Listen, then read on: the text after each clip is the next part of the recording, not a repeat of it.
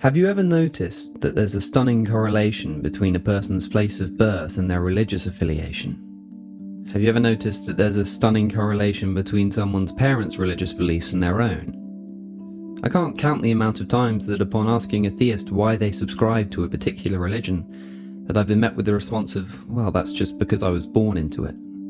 It's amazing how oftentimes religious people can so effortlessly point out the flaws in the doctrines of others, yet fail entirely to apply precisely the same rudimentary critical thinking to their own faith.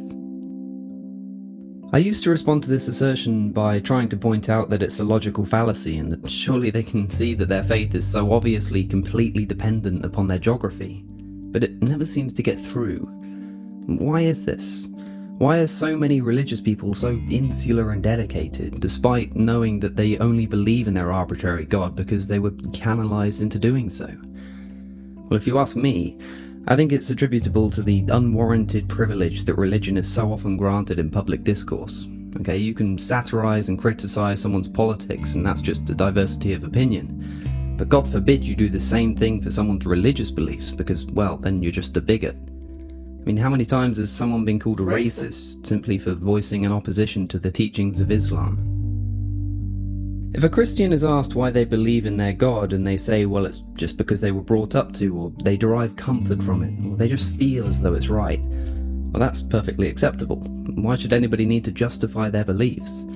This is almost something I can get behind, but let's not forget that it's these beliefs which are infiltrating the politics of the masses and the education of children.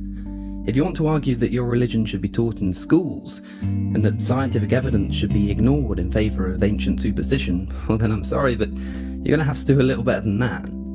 Imagine if Hillary Clinton or Donald Trump were asked why they support a particular policy, and their response was that they were just brought up to, or they derive comfort from it, or just feel as though it's right. Would that be sufficient to anyone? Now, of course, if people keep their religions to themselves, then they shouldn't necessarily be expected to justify their reasoning. That's not what I'm trying to argue. I just wish that people wanted to. I wish that we could live in an educational environment which promotes skepticism and freedom of thought, one in which no ideology is held beyond the ability to criticize, one which expels bad ideas and promotes no particular religious dogma and teaches children that, yes, your beliefs are probably just fine, but guess what? So are other people's. If this was a universal reality, albeit quite a quixotic one, but don't you think that radicalization, religious authoritarianism, and holy wars would all be a thing of the past? That's the thing. Secularism doesn't equate to atheism. Secularism benefits everybody. Yes, it protects my right to be an atheist, but it also protects my friend's right to be a Muslim. Secularism just means that each of these rights doesn't undermine or infringe upon other rights, and that includes a child's right to a scientific education, or their right to abstain from pledging allegiance every morning to a god that they don't believe in. The founding fathers of the United States were strictly secular.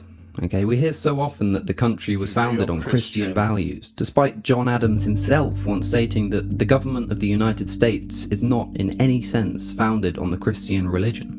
As noted in an article from the Huffington Post on the issue, the Declaration of Independence, the Articles of Confederation, the Federalist Papers, and the Constitution, the four most important documents in American history, all unambiguously prove the country's secular origins. The Founding Fathers were completely aware of the dangers associated with a religious state, which is why they were so explicit in trying to prevent it. But despite this, every single president of the United States has been a Christian, save Jefferson and Lincoln, but even they were religiously ambiguous, so they could, in theory, still fit the bill. Look at the division that exists in modern society.